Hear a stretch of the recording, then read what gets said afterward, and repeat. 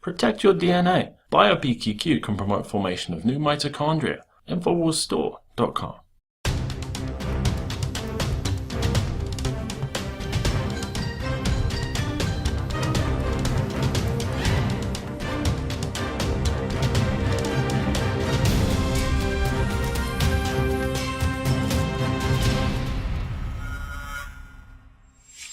Good evening, everyone. Welcome to the Infowars Nightly News. I'm Darren McBreen. It is Thursday, January 8th, 2015. Here's a quick look what's coming up.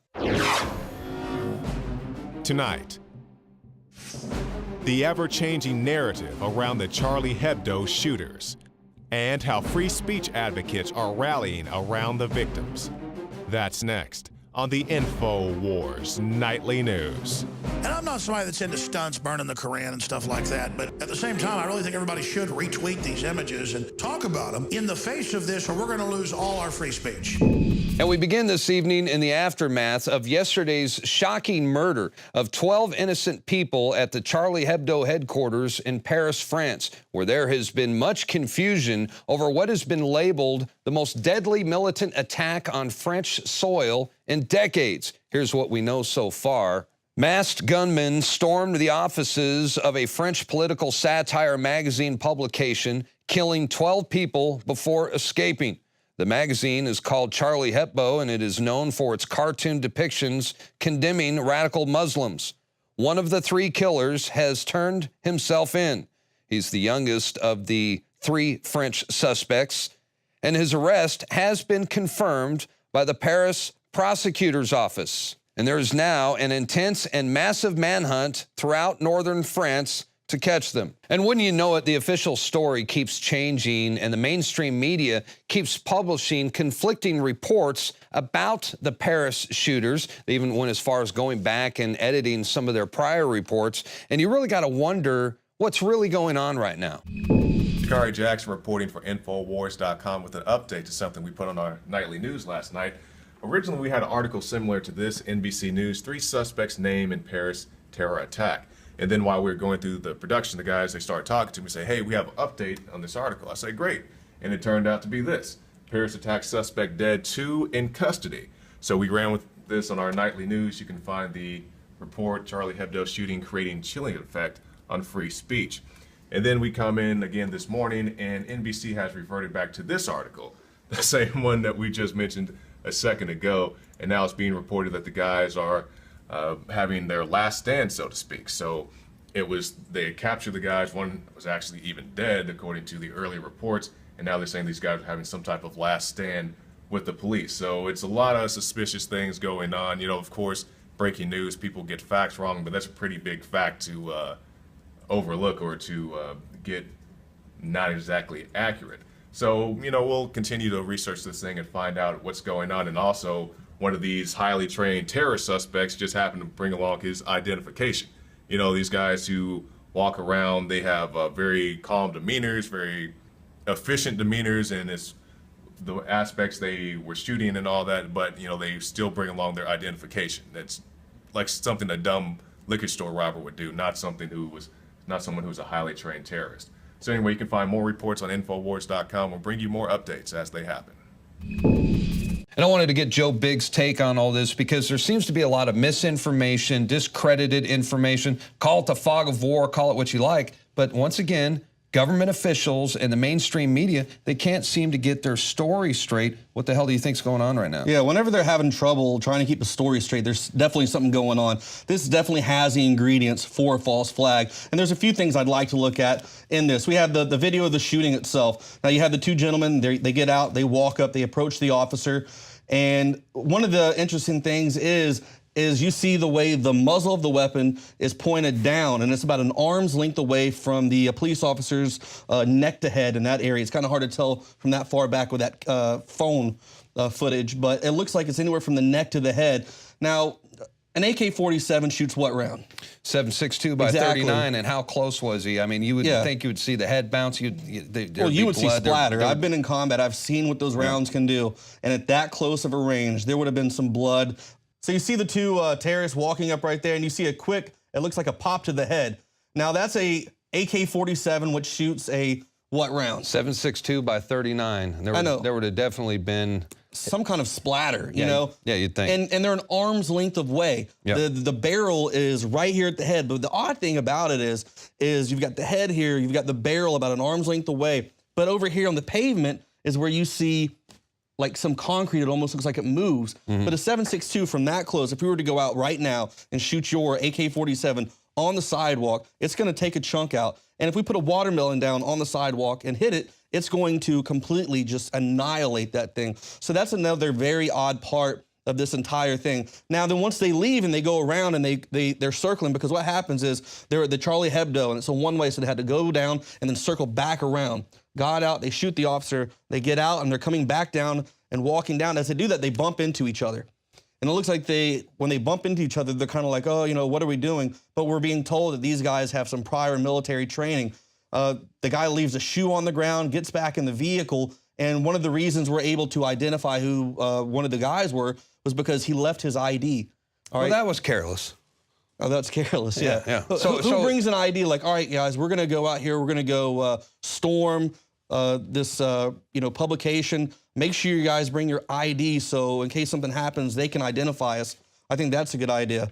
That's right, and I have an article right here from yesterday by the New York Times where it says that the police had identified the suspects after one left his identification papers in the abandoned vehicle used to escape after the attack on Charlie Hebdo. So there you go, right there in the New York Times. Yeah, it doesn't seem a very professional thing to do, you know, leaving a shoe on the ground, running around, circling back for that, and then leaving your one identification card to, essentially bring the police to you. It reminds me of the terrorist attack 9/11, where they found one of the terrorists, one of his passports that somehow survived the attack on the one of the World Trade Center towers, the explosion of the plane, the collapse of the building, and then there you go. Yeah. Ukraine, the plane crash, they found all those unscathed passports laying there on the ground. Everything else is burned up, but those passports, those things were doing all right. So it's pretty odd. So there's a really interesting video from today. A news anchor for Sky News comes out and he's sitting there on the sidewalk where the police officer was gunned down yesterday by the two gunmen.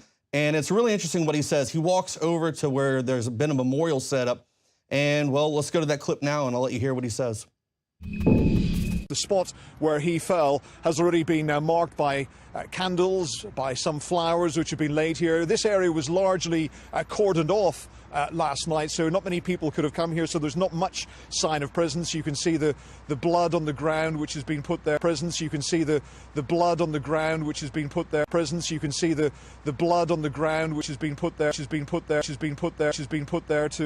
because of the blood that was shed on this spot yesterday.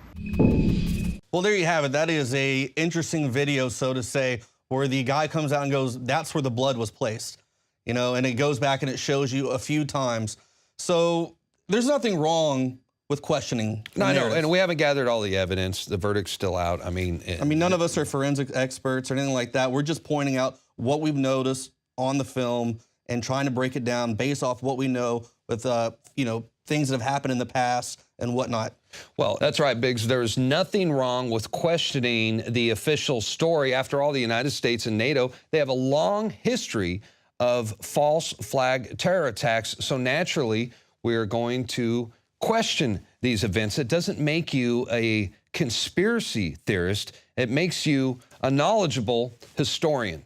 When I say something's an inside job, in most cases, it doesn't mean Barack Obama is sitting there like Wile E. Coyote with the detonator plunger, pushing down, blowing something up.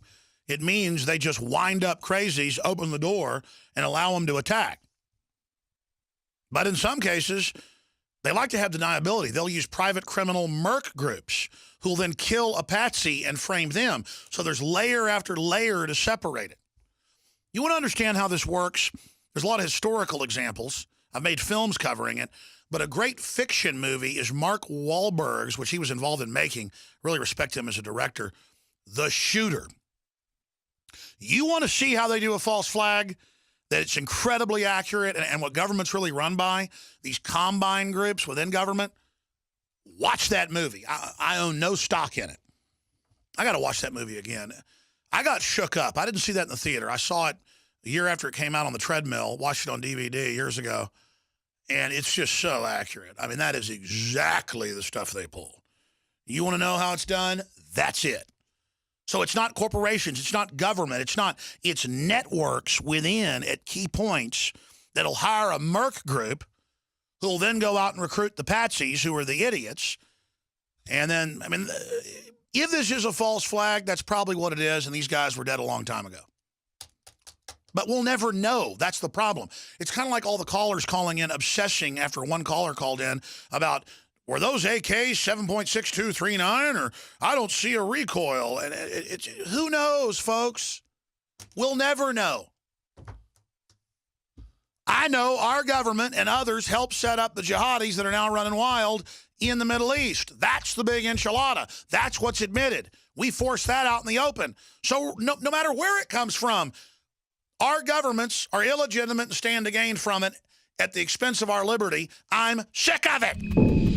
All right, that was earlier today on the Alex Jones Show, and it reminds me that, you know, throughout the 1980s, 1970s, 1980s, there was a string of terrorist attacks throughout Italy and France where fanatical leftist communists, well, they attacked bus stations, railways. These guys even had snipers on rooftops that killed innocent people who were simply out shopping or drinking beer at a festival. Back then, they called it the slaughter of the innocents. And these attacks were orchestrated routinely throughout Europe. Once again, in the 70s and 80s, there was the Bologna massacre. That was on August 2nd, 1980, when a bomb exploded in the central station in Italy, killing 85 people and wounding 200 plus more. Now, we now know from Italian officials, from investigative reporters, from declassified documents, plus whistleblowers, that these terror attacks were orchestrated by the U.S. government, by the CIA and NATO to get people to relinquish their civil liberties. And basically, this was to blame it all on Russia. It is declassified, and it is now part of the public record. So no wonder people look at this current circumstance that's going on in Paris, France, and it's no wonder that some people might think that this could very well possibly be perhaps a false flag terror attack. Well, it seems like there's a trend going on as well, though. This is the second attack on First Amendment rights.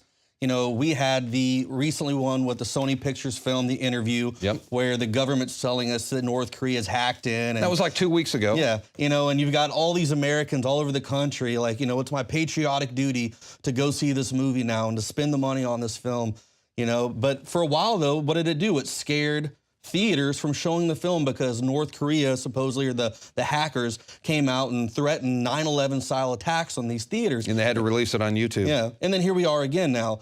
France, we have this attack on a publication, Charlie Hebdo, because of the cartoons that they drew.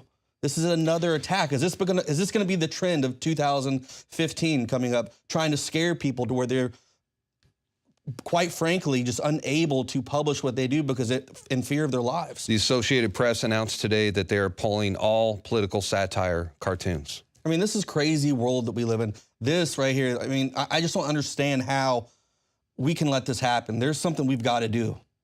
Well, and it brings me, we're going to show another clip, and this one's Bill Maher the other night, and I rarely agree with Bill Maher, but he said something here that for once I actually agree with him about. Let's take a look.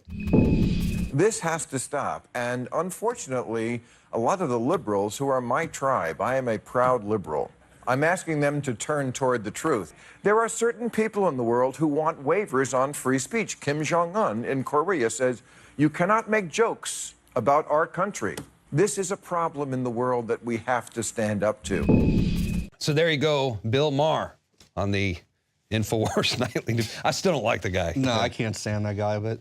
All right, well, closing comments. A broken clock's right at least twice a day, you know? I guess. You know, he does have some good points about the police state, and yeah, I really don't watch him too much. He's one of those leftist I mean, at this guys. point in time, the police state's pretty wide open and out there. I think everyone can see that at this point in time. That's right. The police state isn't coming. It's already here. All right, we're going to take a quick break. When we come back, David Knight is going to look at the implications from the Paris attack right here in the United States. As the militarized police, they want more equipment and they want more control. Infowars Nightly News. We'll be right back right after this. Stick around.